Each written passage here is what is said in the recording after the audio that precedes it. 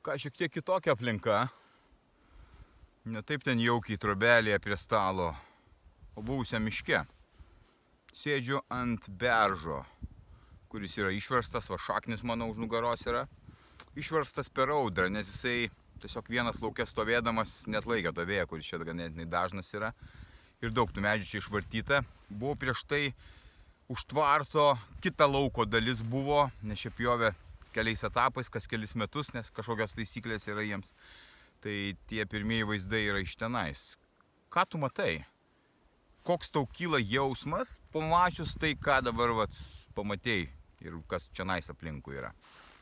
Čia yra lygiai tas pats vaizdas, tokia vaplynė padaryta. Pyktis, neteisingumas, kaip taip gali, godumas tų žmonių, kurie sugeba taip pjauti ir jiem visiškai vienodai. Kas dar, kokia ta emocija kyla? Aš žiūriu į šitą situaciją šiek tiek kitaip, aš tai pavadinčiau metaforiškai pasižiūrėsiu į tai ir nepavadinčiau pasižiūrėčiau į tai. Čia, kas dabar čia yra, prieš pusę metų nepilnų buvo brandus miškas. Tai yra, kad tai buvo 100-metis miškas. Ir aš lyginu šitą mišką su gyvenimu, kuris vyksta tau, man, visiems, kuris vyksta. Tai yra įvykis praradimas. Gyvenime mes prarandame žmonės, santykius, artimuosius, miršta, išeina, kažkur dingsta. Mes prarandame sveikatą, mes prarandame pinigus, mes prarandam draugystę, mes prarandam ramybę. Daug įvykių vyksta aplinkui mus. Miškas yra taip pat. Jisai buvo ir jisai įvyko įvykis, kur to miško dabar nebėra. Ir ką su tuo daryti? Gyvenimą aš savo formuoju pagal tokį principą. Aš nesigailiu, kad jisai yra išpjautas, nes aplinkybės yra tokios, kad aš nieko negalėjau čia pakeisti. Yra tokia sistema, kuri veikia. Aš galiu liūdėti, kad tie žmonės negailestingi, pykti ant viso pasaulio, ilgai graužtis, metus, 2-3. Taip, vaizdas nekoks. Kas prieš tai buvo tie medžiai didžiuliai, tarp kitko jų dar yra vienas kitas paliktas, aš paprašiau, kažkaip susitariau, kad būtų palikti, bet iš esmės tai nėra tos energetikos. Bet aš dabar tai žiūriu, kad tai yra gyvenimas, kuris atsitinka man ir kurį aš turiu priimti tokį. Jis atsitiko, ką aš darau su tuo, mišku. Aš tiesiog jį dabar priimu, kad jisai yra toksai, aš jį valausi, aš renkuosi tai, kas likę ir kūrenuosi kaip šildymo sezoną darydamas. Ir pavasaris, kai ateis, mes su sūnumi atsodinsime tiek išeina, kiek mūsų teritorijos, pušelių ir kitų medžių. Šita teritorija bus aptvarkyta ir aš gyvensiu toliau. Prižiūrėsiu tas, kas likę aplink mane medžiai, kurie nauji, augantis, rūpinsiuos jais ir tiesiog kursiu aplinką, gyvensiu ir džiaugsiuosi gyvenimu. Turbūt tu visą gyvenimą gali nešiotis va tą nepasitenkinimą tam likimui, tam gyvenimui, tai kas vyksta aplinkui, tam neteisingumui ir negyventi gyvenimu. Aš taip nebesielgiu. Nes gyvenimas yra ne gėlytės, gyvenimas yra ne drugeliai, gyvenimas yra štai toks žiaurus. Jis yra negailestingas, jis yra neteisingas. Tam, kad galėtum jame gyventi, turi suprasti tą realybę, nes čia yra realybė. Tu priemi ir pritaikai tai kaip toliau einantį etapą. Tai yra, kad čia buvo žaizda, jinai traukiasi. Čia pamažu užaugs medeliai ir ta gamta užgoš viską, užaugs viskas. Tie žmonės, kurie čia pjovė, jų neliks, jų dulkių net neliks šitame pasaulyje, kai čia vėl bus gamta ir medžiai. Tai yra labai paprasta.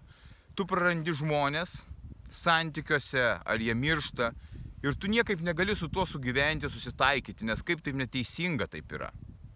Bet iš tikrųjų viskas yra teisinga, nes taip veikia sistema šitoje žemėje, kurioje mes gyvename, kad viskas dingsta, išeina, transformuojasi, keičiasi, mes netenkame, prarandame. Ir suvokiant tai, kad tai yra realybė, taip veikianti sistema, ir neieškant drugelių, ir saulės šviečiančios, ir ramybės, ir saugumo, o priimant realybę, tu gali tada gyventi. Aš matau pasaulį taip, priimdamas viską, kas vyksta aplinkui, bet nepasiduodamas tiems įvykiams, kurie vyksta aplinkui. Nes praradimai vyksta kiekvieną dieną ir pas kiekvieną. Mes prarandame kažką tai vis. Ir labai skausmingi tie praradimai. Matydamas ir vesdamas žmonės per jų gyvenimus, padėdamas jiems atrasti jų kelią, jų autentiškumą, atrasti galimybę džiaugtis gyvenimu, matau, per kokias netektis jie eina. Ir jie įsikabinė į tas netektis. Tos netektis yra kaip inkarai, kaip didžiuliai akmenys, neleidžiantis gyvenime gyventi. Todėl, kad yra neatleidimas savo, neatleidimas tiems kažkam tai, kodėl taip atsitiko man. Kodėl su manimi taip atsitiko? Todėl, kad taip atsitiko. Todėl, kad tokia yra sistema. Belieka tik tai paleisti, suprasti tą realybę ir gyventi gyvenimą nuo vieno įvykio prie kito įvykio. Bet tam reikia būti pasiruošus, tam reikia ruoštis. Apie tai nereikia pastoviai galvoti, bet reikia priimti kaip realybę. Aš priimu kaip realybę. To miško nėra, viskas. Aš neturiu liūdėti dėl to. Aš pasitinku saulę, tada, kada jinai ateina pas mane čia labai retai dabar, kaip ir pas tave turbūt. Pasitinku vakarą, kuris ateina ir aš tai priimu kaip kasdienybę. Nu, nėra to miško, viskas tvarkoja, reiškia, bus taip, kaip čia bus. Tvarkysiuos ir darysiuos tai, ką galiu padaryti. Išeina žmonės iš mano gyvenimo. Turbūt jų toksai pasirinkimas išeiti į kitus gyvenimus, į kitas situacijas, jiems taip yra patogiau ir maloniau ir geriau. Aš einu toliau. Aš darau tai, kas nuo manęs priklauso. Priimu tai kaip neišvengiamus dalykus, kas yra iš tikrųjų ne mano valioje. Tada aš galiu išlaikyti sveiką savo protą, sveiką psichiką, galiu džiaugtis to gyvenimu, kuris yra toksai. Gal kažkur kitose planetose yra kitoks tas gyvenimas, bet Žemėje jis yra toks neteisingas ir žiaurus ir visoks kitoks. Tai matydamas situacijos, kurios ateina pas tave, tu jas priimi, kad jos ateina, su jomis sugyveni, išgyveni jas ir gyveni toliau.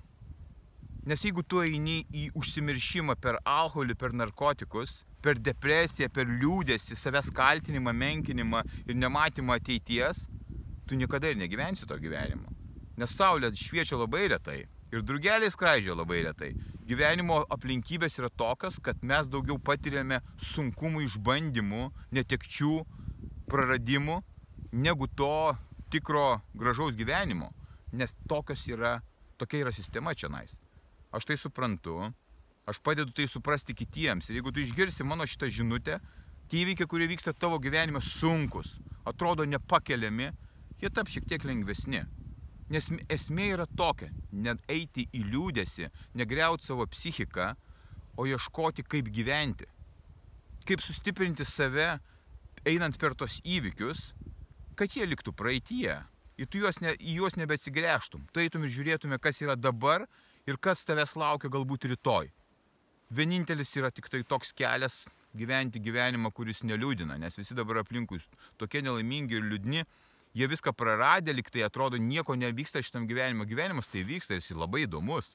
Jis yra iš tikrųjų labai įdomus ir spalvotas, bet tu nematai to per savo kančią ir per savo skausmą. Tose situacijos, kurios sunkios, tu save turi stiprinti per visas disciplinos dalis, kaip per sportą, per mitybą, per mąstymą, per dvasinę švarą, per vienatvę, atsiskyrimą kaip tokį, per bendravimą, per daug formų tu gali surasti savo tą ramybę. Suradęs ramybę, suvokęs sistemą, suvokęs, kaip viskas veikia, tu gyveni savo gyvenimą ir gyveni aukščiausios kokybės gyvenimą. Kokį gyvenu dabar aš. Būk stiprus.